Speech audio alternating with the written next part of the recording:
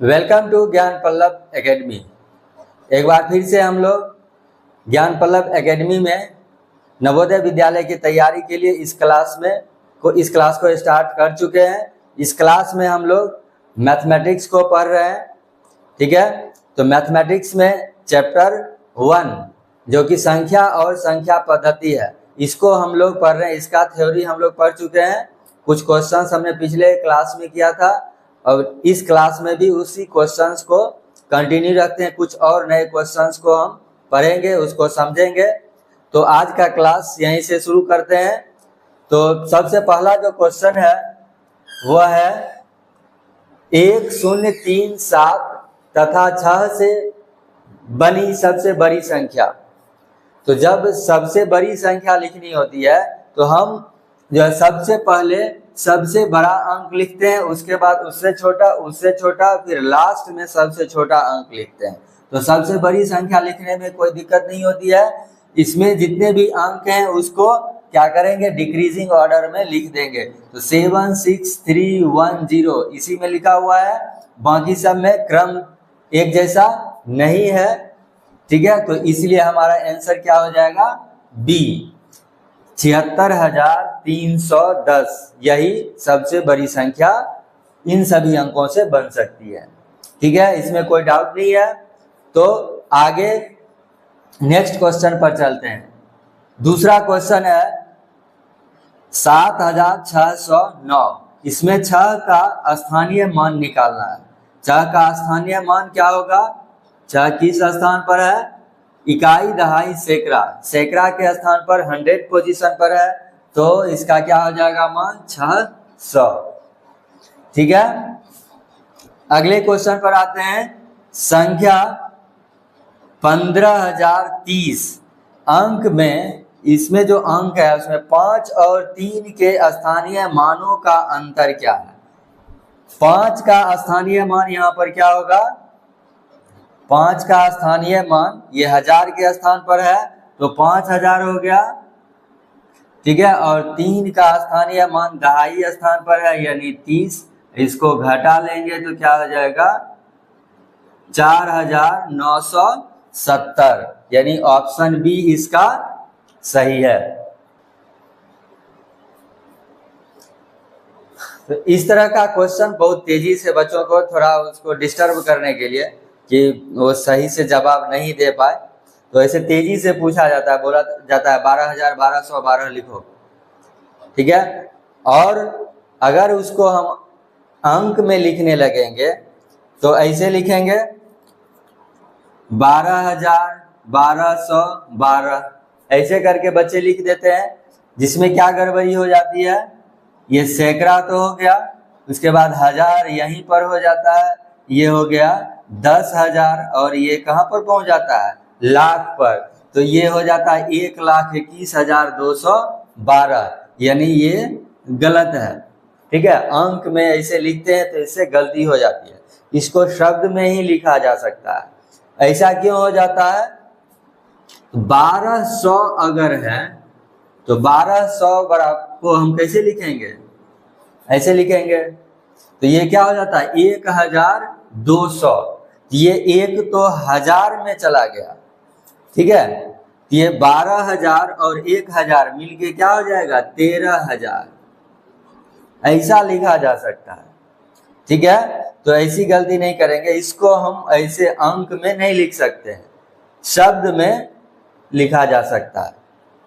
ठीक है, तो इस तरह का क्वेश्चन जनरली पूछा जाता है। लेकिन यहाँ पर जो क्वेश्चन है इसमें है 12,1302 दहाई।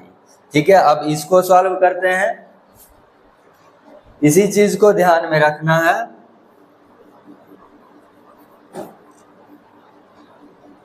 ये राइमिंग के लिए एक ही चीज बोला जाता है ताकि बच्चे का ध्यान भटके और बच्चे उसमें गलती करें। 12 12 12, यहाँ पर क्वेश्चन में कुछ अलग है। 12,000 तो है, लेकिन उसके बदले फिर क्या है, उसके बाद 1300। तो 12,000 हम लिख लेंगे, उसके बाद 1300 और 2 दहाई, तो 2 दहाई का मतलब 20। अब इसको जोड़ लेंगे तो क्या हो जाएगा 13,320, यानी हमारा सही ऑप्शन क्या होगा बी। ठीक है, 13,320 हमारा आंसर हो जाएगा।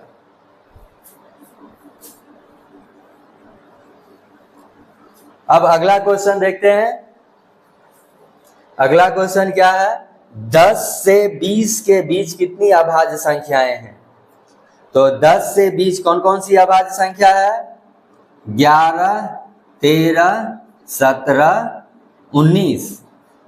ठीक है, तो कितनी अभाज्य संख्याएं हो गई? 4। ठीक है, 11 से 20 के बीच कितनी रूढ़ संख्या है?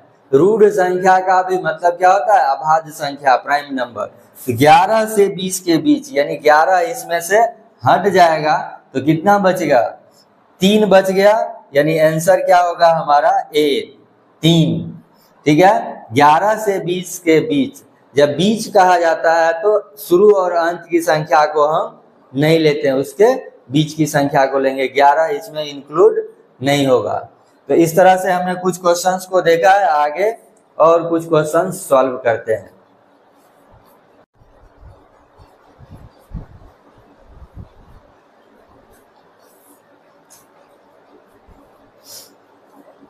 आप लोगों का समय बचाने के लिए हम पहले क्वेश्चंस लिख लेते हैं, तब उसको सॉल्व करते हैं, क्योंकि क्वेश्चन लिखने में कुछ टाइम लग जाता है।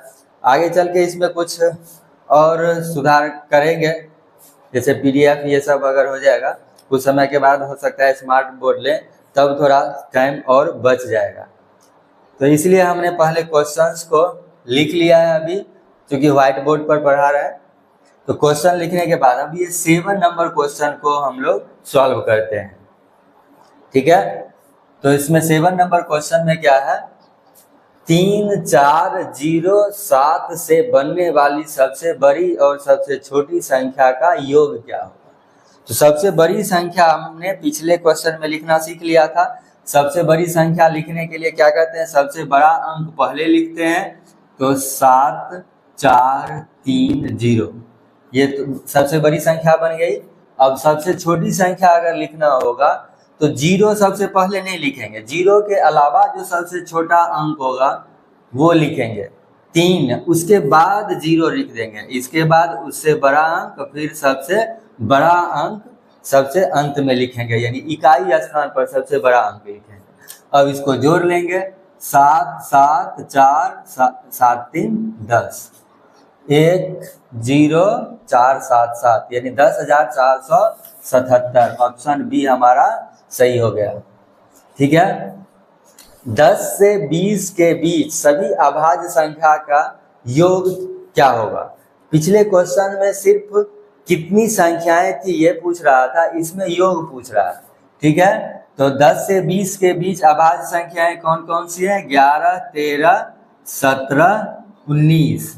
तो इसको जोड़ने में हम थोड़ा सा अगर हम दिमाग अपना यूज कर लें, 19 और 21 को 11 को पहले जोड़ देते हैं और 13 और 17 को एक साथ कर लेते हैं, तो 13, 17, 30 और 19, 21, 11, 30, ये भी क्या हो जाएगा? 30, 30 कुल मिला के 60 हो गया।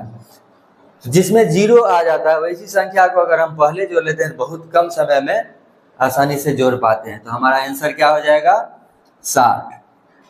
ठीक है, अगले क्वेश्चन पर आते हैं। 4 अंकों की सबसे बड़ी और सबसे छोटी संख्या का योगफल क्या होगा? 4 अंकों की सबसे बड़ी संख्या 9,999 और सबसे छोटी संख्या 1,000। तो यहाँ पर क्या हो जाएगा? 999 और 9 + 1 10, यानी 10,999। ऑप्शन नंबर सी हमारा सही हो गया।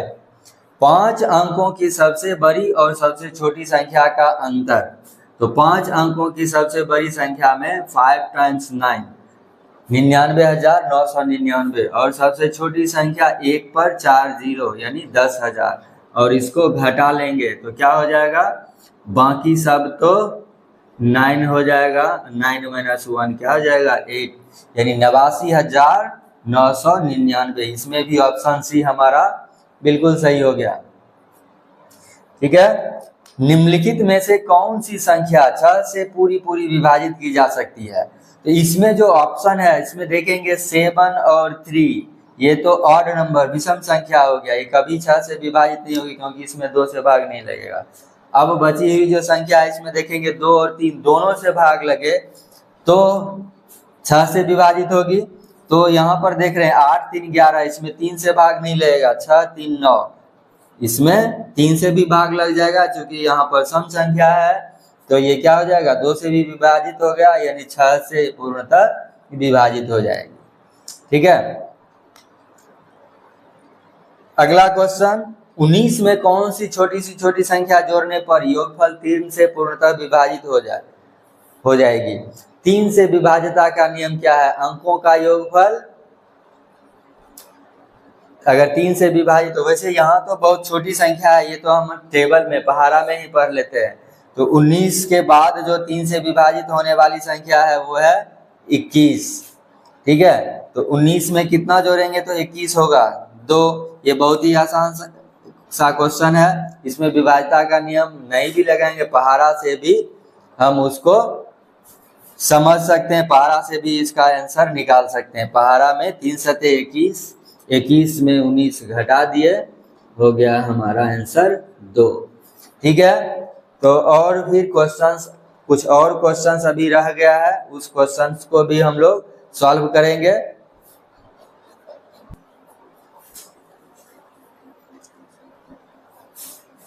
तो और फिर हमने कुछ और क्वेश्चंस लिख लिए हैं, 12 क्वेश्चन अभी तक हम लोग सॉल्व कर चुके हैं। 13वां क्वेश्चन है, 13वां प्रश्न क्या है, 1 से 7 तक कितनी अभाज्य संख्याएं हैं? ये सब क्वेश्चन बहुत ही आसान है, अभाज्य संख्याओं को हम पढ़ चुके हैं, उसकी परिभाषा को जान चुके हैं। अगर अभाज्य संख्याएं लिखने में किन्हीं को दिक्कत होगा तो बता सकते हैं कि सर एक बार अभाज्य संख्या 1 से 100 तक अभाज्य संख्या हम कैसे ज्ञात करेंगे। अगर ये चाहते हैं आप लोग जानना तो कमेंट में लिखिए कि सर 1 से 100 तक के बीच की जो अभाज्य संख्या है उसका पूरा टेबल एक साथ बता दीजिए, या हम कैसे निकाल सकते हैं, तो उसको अलग से हम समझा देंगे। ठीक है, यहाँ पर हम देखते हैं 1 से 7 तक, 1 से 7 तक, इसके बीच नहीं करा है, यानी 7 भी शामिल हो सकता है, 1 भी शामिल हो सकता है। लेकिन हम जानते हैं कि एक अभाज्य संख्या नहीं है। अभाज्य संख्या कौन कौन सी है? 2 3 5 7। तो कितनी अभाज्य संख्याएं हो गई? 4। अगर रहता 1 और 7 के बीच तो 1 और 7 शामिल नहीं होता, 7 शामिल नहीं होता तो 3 संख्याएं बनती। ठीक है, 5,09,408 को अंकों में लिखा जा सकता है। तो इसके लिए हम क्या करेंगे, ग्रुप में 3 2 2 करके जो भारतीय पद्धति है उसमें लिखते हैं, इंडियन सिस्टम में, तो इससे आसान हो जाएगा। 5 लाख, लाख के स्थान पर 5 हो गया, 9,408, यानी पहला ऑप्शन ही सही है, बाकी सब गलत होगा। ठीक है, जब ये सही है तो बाकी अपने आप गलत होगा, उसको आप लोग फिर से देख लीजिए। ठीक है, ये कितना है? 5,90,000, ये हो गया 90,000, ये 5,94,000 और ये तो 59,000 हो गया, लाख में है ही नहीं, एक डिजिट ही कम हो गया उसमें। ठीक है, तो इसका ऑप्शन ये हो गया सही। 4,265 को 10 के घातों का प्रयोग कर विस्तार से लिखें। विस्तृत रूप में लिखने के लिए हम लोग सीख चुके हैं, तो इसमें जो लिखते हैं एक बार फिर से हम इसको एक्सपेंड करके बता देते हैं। इसको हम क्या लिखेंगे? 4,000, उसके बाद 200, फिर 60 और 5। तो 4,000 को क्या लिखेंगे? 4 गुना 1,000 जोड़ 2 गुना 100 जोड़ 60 जोड़, या 60 को क्या लिखेंगे? 6 गुना 10 जोड़ 5, 5 गुना 1 लिख सकते हैं। तो 4 गुना 1,000, तो क्या हो जाएगा 4 गुना 10 का पावर 3, 3 जीरो है तो 10 का पावर 3, फिर 2 गुना 100 तो 100 को क्या लिखेंगे 10 का पावर 2, फिर 10 को हम 10 का पावर 1 लिख सकते हैं और 1 को 10 का पावर 0। इसमें भी पहला ऑप्शन ही ऑप्शन ए सही हो गया। बाकी सब कहीं न कहीं मिस्टेक है। यहाँ पर 5 गुना 0 ये नहीं होगा, ये तो 0 हो जाएगा। फिर इसमें क्या है 10 का पावर 3 रिपीट कर दिया, यहाँ पर 2 होना चाहिए था। और उसके बाद यहाँ भी 1 होना चाहिए था, यहाँ 10 का पावर 0 होना चाहिए था, ये गलत है। फिर यहाँ पर मिस्टेक है, ठीक है, इसमें भी। तो हमारा पहला ऑप्शन ही बिल्कुल सही है, ठीक है। निम्नलिखित में से किस संख्या का बोध होता है? यहाँ पर जो है घात के रूप में 10 के घात के रूप में दिया गया है, इसको संक्षिप्त रूप में लिखना है। तो यहाँ पर क्या हो गया 10 का पावर 3 यानी 8000। वैसे तो 8000 इसमें सब में है। उसके बाद 4 गुना 10 का पावर 2 तो 400 हो जाएगा, 8400, यानी ये दोनों ऑप्शन गलत हो गया। 8400 इसी में है, यही सही हो गया, ठीक है। 56 को रोमन में किस प्रकार निरूपित किया जाता है? 56 को रोमन में किस प्रकार निरूपित करेंगे? 56 के लिए 56 को क्या लिखेंगे 50 और 6, 50 को क्या लिखते हैं L और 6 को क्या लिखेंगे VI, LVI। Option number C सही है। VL लिखना ही गलत है, ठीक है। XLVI 46 हो गया, VLC ये लिखना बिल्कुल गलत है, ठीक है। रोमन संख्या LXVII, L हो गया 50, X हो गया 10, V हो गया 5, II यानी 2, ठीक है।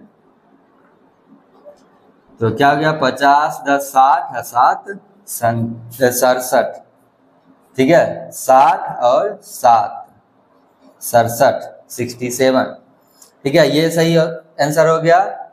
तो इस तरह से हमने देखा बहुत आसानी से हम क्वेश्चन को सॉल्व कर पाते हैं। जो भी डाउट हो तो आप बता सकते हैं। हम इस वीडियो में कुछ और क्वेश्चंस को सॉल्व करने जा रहे हैं। अगला क्वेश्चन है 19 नंबर क्वेश्चन, जिसमें क्या है LXXVI किस संख्या को निरूपित करता है? तो L हो गया 50,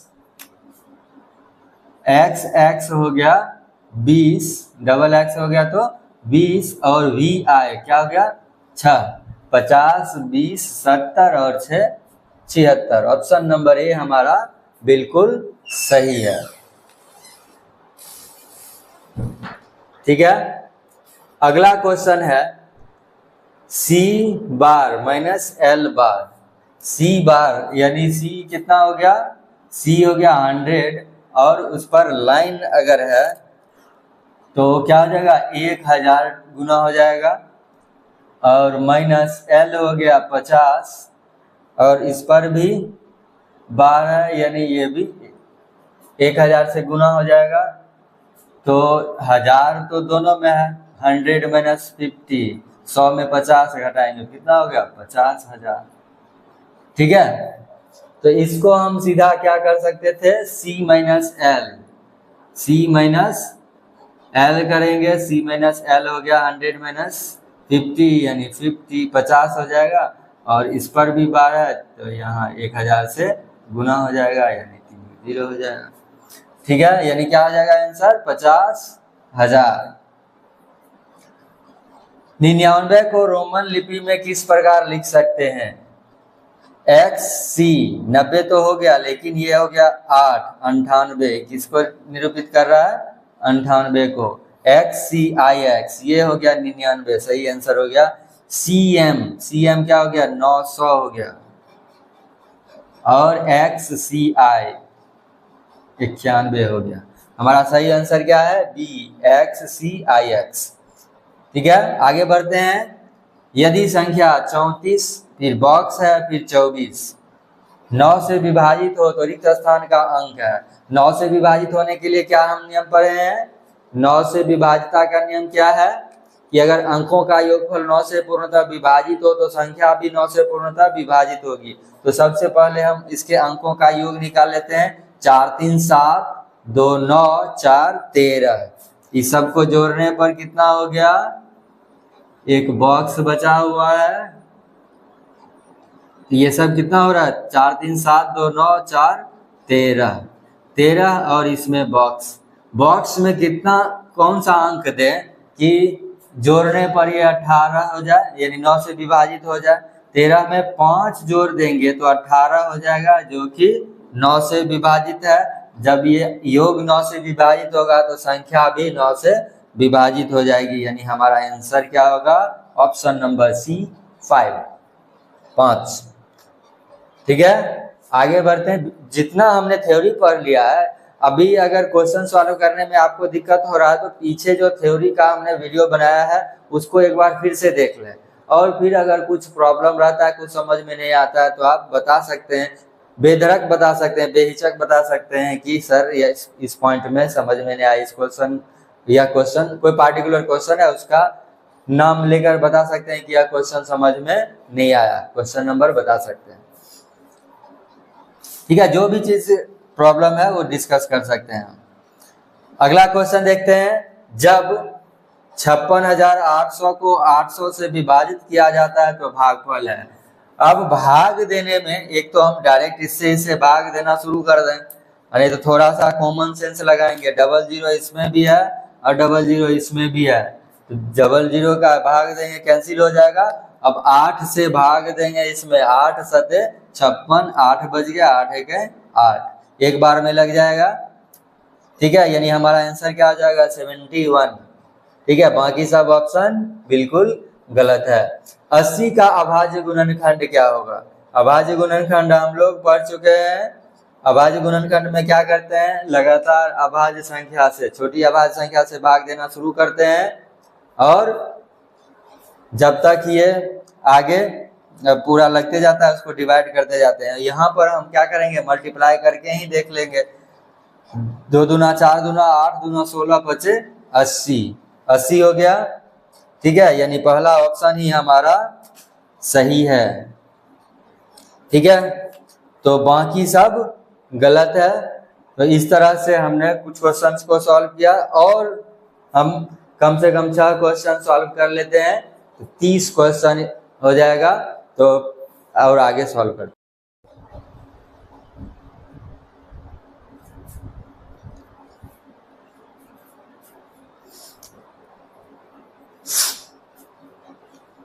अभी तक हम लोग 24 क्वेश्चन सॉल्व कर चुके हैं।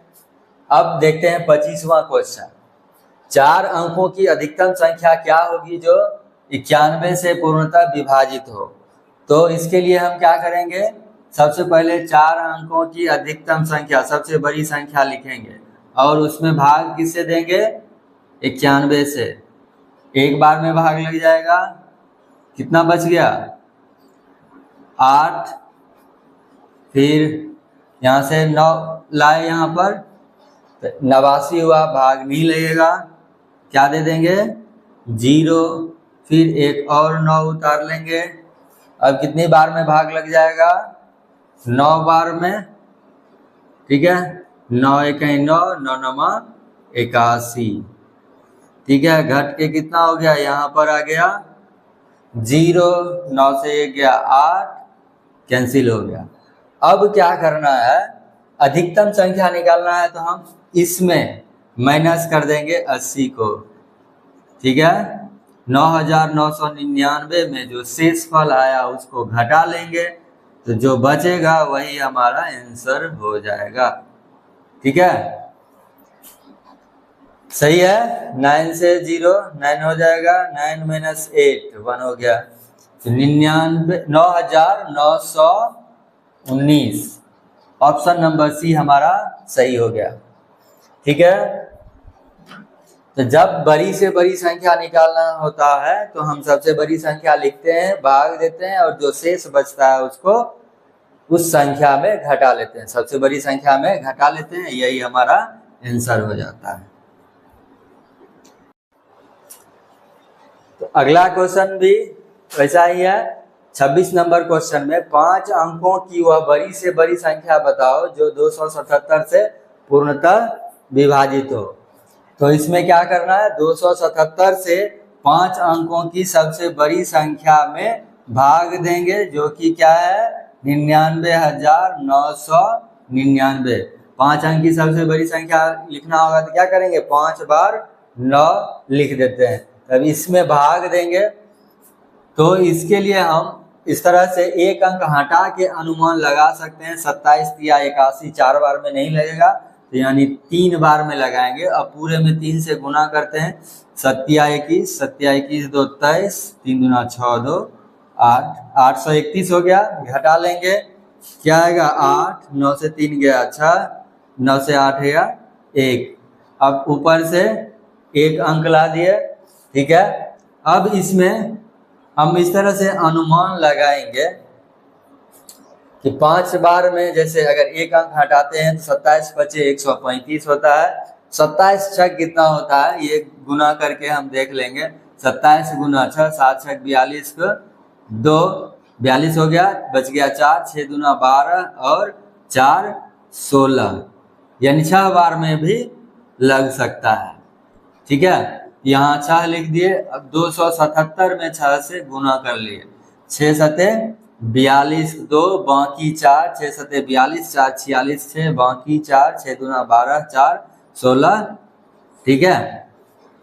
तो अब 9 - 2 क्या हो जाएगा 7, 8 - 6 हो गया 2, इधर कैंसिल हो जाएगा 27। और यहाँ पर क्या आ गया, लास्ट अंक, लास्ट डिजिट आ गया 9, ठीक है। यहाँ पर 1 9 आया था, 3 तो पहली बार में आ गया, 3 2 5 अंक हो गया।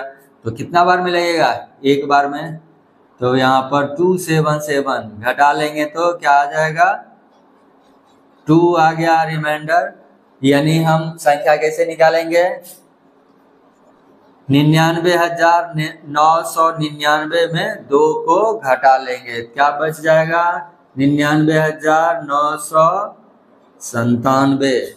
यानी कौन सा ऑप्शन सही हो गया, first option, option number A, option A हमारा सही आंसर हो गया है, ठीक है। थोड़ा अस्थिर से भाग देंगे। भाग देने में अगर किन्हीं को दिक्कत होगा तो वो बता सकते हैं कैसे बड़ी संख्या से भाग देंगे। बड़ी संख्या से भाग देने के लिए हम क्या करते हैं, एक अंक या 2 अंक हम रिमूव करके अनुमान लगाते हैं कि किससे भाग लगेगा, ठीक है। तो इस तरह से ये क्वेश्चन, हम इस तरह का क्वेश्चन पैटर्न को ध्यान में रखना, इस तरह के क्वेश्चन को ऐसे ही सॉल्व करते हैं। आगे बढ़ते हैं। 1 और 10 के बीच कितनी अभाज्य संख्याएं हैं। 1 और 10 के बीच अभाज्य संख्याएं क्या है, 2 3 5 7, यही है, यानी 4, ठीक है। प्रथम 2 अभाज्य संख्याओं का योग कितना है। प्रथम 2 अभाज्य संख्या क्या है, 2 और 3, इसका योग क्या हो जाएगा 5। 420 का अभाज्य गुणनखंड क्या होगा, 420 का हम अभाज्य गुणनखंड निकालेंगे। वैसे ऑप्शन से भी हम निकाल सकते हैं, आप लोग को ऑप्शन से ही बताते हैं, ठीक है। ऑप्शन से कैसे हम जल्दी से जल्दी ढूंढ सकते हैं। वैसे 420 को हम क्या लिखेंगे, 42 गुना 10, 10 यानी 2 गुना 5, 2 गुना 5 तो सब में होना चाहिए, ठीक है। अब उसके बाद 42 क्या हो गया, 7 गुना 6 यानी 2 गुना 3 गुना 7, 7 या 21 दूना 42, यानी ये सब मिला के एक जिसमें होगा वही हमारा आंसर हो जाएगा, ठीक है। 2 बार 2, 1 बार 3, 1 बार 5 और 7, ऑप्शन नंबर सी हमारा सही है, ठीक है। जहां 10 दिखे तो 5 और 2 को गुना कर दिए, बच गया 42, 7 या 21 दूना 42, या 2 या 6 7 42। ऐसे ऑप्शन से भी कर सकते हैं। अगर जिनको अभाज्य गुणनखंड निकालने में प्रॉब्लम है वो बता सकते हैं। तो क्या करते हैं, अभाज्य गुणनखंड में अभाज्य संख्या 2 3 5 7 इससे लगातार भाग देते हैं जब तक भाग लगते जाए। पहले 2 से शुरू करते हैं, उसके बाद 3 से, फिर 5 से, 7 से, ठीक है। जिस संख्या से भाग लगता जाता है उससे हम लगाते हैं। अभाज्य संख्या से ही भाग लगाना होता है, ठीक है। 5 अंकों की बड़ी से बड़ी तथा छोटी से छोटी संख्या का योगफल क्या होगा? तो 5 अंक की सबसे बड़ी संख्या कितनी होती है? अभी हमने पढ़ा है 99,999, और छोटी से छोटी संख्या क्या हो जाएगा? 10,000। जोड़ देंगे तो क्या हो जाएगा? इधर 4 टाइम्स 9, 9 प्लस 1 10, यानी क्या हो गया? 1,09,999। ऑप्शन नंबर सी हमारा सही हो गया, ठीक है। इस तरह से आज के क्लास में हमने 30 क्वेश्चंस को सॉल्व किया है। आगे कुछ और क्लासेस लेंगे, कुछ और क्वेश्चंस को सॉल्व करेंगे। उम्मीद है आप लोगों को ये सारा जो क्वेश्चन हमने सॉल्व करके दिखाया है समझ में आया होगा, आज का क्लास अच्छा लगा होगा। मिलते हैं अगले क्लास में, तब तक के लिए जय हिंद, जय भारत, धन्यवाद।